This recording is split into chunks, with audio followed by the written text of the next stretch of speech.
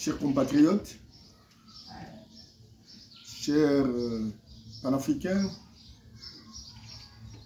chers combattants, je viens de suivre de manière ininterrompue et dans plusieurs chaînes de télévision et de radio le débat sur la Constitution, plus particulièrement l'article 227, 217 si je m'abuse, qui porte sur la cession partielle de la souveraineté de notre pays. Et beaucoup pensent que cette cession partielle est une façon de céder la terre, je ne sais pas, du Congo à d'autres pays.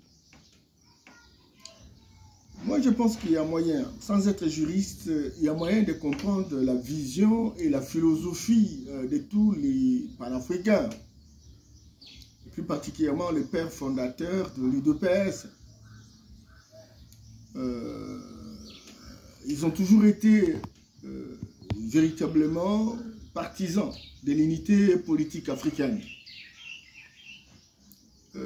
Cette unité exige que nous ayons une Afrique unique, indivisible.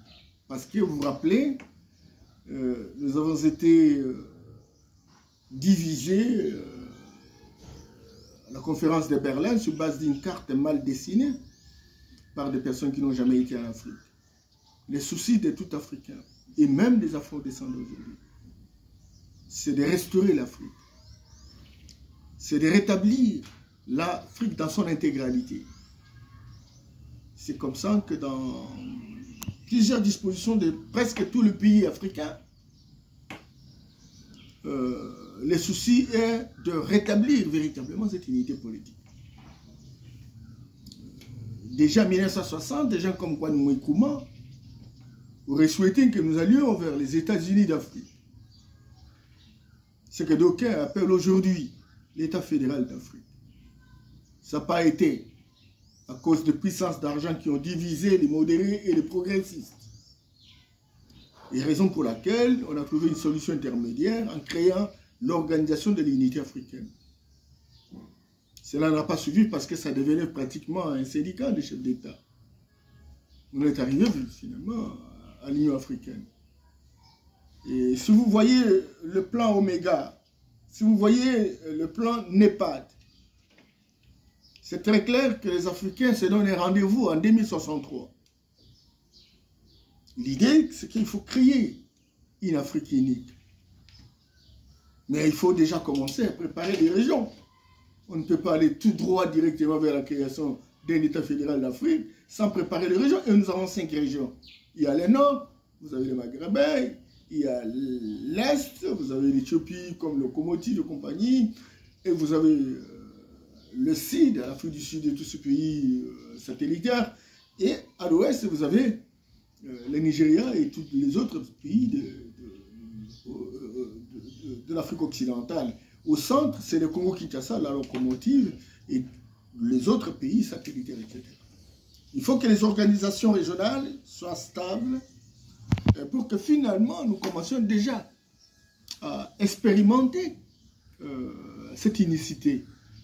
Raison pour laquelle, lorsqu'on regarde la Constitution de 1960, la loi fondamentale, certainement qu'on n'y a pas fait tellement attention, mais la Constitution de l'Ouabourg, lorsque vous venez à la conférence nationale, lorsque vous regardez les différentes constitutions, pratiquement pendant toute la démocratisation, etc., il est réservé une disposition de cession partielle de la souveraineté du pays. Ça veut dire quoi en fait? Ça veut dire qu'en prévision de la mise en place d'un État fédéral d'Afrique et que les régions doivent s'organiser, c'est que très clairement il y a donc des objectifs assignés aux régions et des objectifs qui seront assignés, n'est-ce pas, à l'unité politique, à l'État fédéral d'Afrique. Très concrètement, par exemple, si on est au niveau de la SADC, on s'est dit, bon, ayons les mêmes passeports. En réalité, l'établissement des passeports est réalisé par le pays, son propre pays.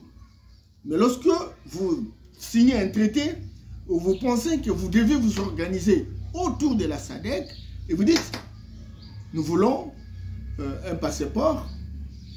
Donc, la souveraineté qui relève véritablement du pays sont cédées à la SADC qui établit les passeports au lieu que ce soit l'affaire véritablement du gouvernement. Moutandis, lorsqu'il s'agit, par exemple, de battre la monnaie, par exemple, le moment viendra où on est ensemble dans un État fédéral, la responsabilité dévolue pour battre la monnaie incombe au pays, mais là, ça sera l'État fédéral qui le fera. Donc, il y a plusieurs, les affaires étrangères, par exemple. On peut dire, écoutez, tous les pays africains ont un seul ministère des Affaires étrangères. Or, ça relève de la responsabilité d'un pays. Mais pour l'instant, on confie cette responsabilité, n'est-ce pas, à l'État fédéral. C'est qu'on a cédé partiellement la souveraineté. Et la perspective, c'est d'aller vers une confédération des royaumes, des États, etc. Bon, on n'a pas encore la forme, ni la nature juridique de l'État, mais ce qui est vrai, c'est que nous sommes dans un processus, n'est-ce pas, de construction d'une unité politique. Donc, il faut que ce débat s'arrête. Il ne s'agit pas d'une question de vendre la terre, il ne s'agit pas d'une question de céder un morceau, je ne sais pas quoi, etc. Mais c'est une question aussi de préparer l'avenir de l'Afrique. Parce que l'Afrique a été divisée, saucissonnée, etc. Et la tendance aujourd'hui de puissance d'argent, c'est de nous voir toujours divisés. Alors, il faut que chaque Africain, chaque pays accepte véritablement cette cession partielle de la souveraineté pour construire et consolider de l'ancrage territorial en Afrique et permettre véritablement qu'on puisse préparer cette unité politique qui, jusqu'à preuve du contraire, souffre encore. Voilà un peu ce que je tenais à vous dire, que cet article ne dit pas qu'on remet en question la souveraineté du pays, mais cette Afrique répond et obéit à la vision et à la philosophie qui consiste à construire un État fédéral d'Afrique, l'unité politique africaine, mais il faut se préparer maintenant. Et pour le préparer, il faut donc céder partiellement, dans certains domaines bien entendu, parce qu'on dit cession partielle.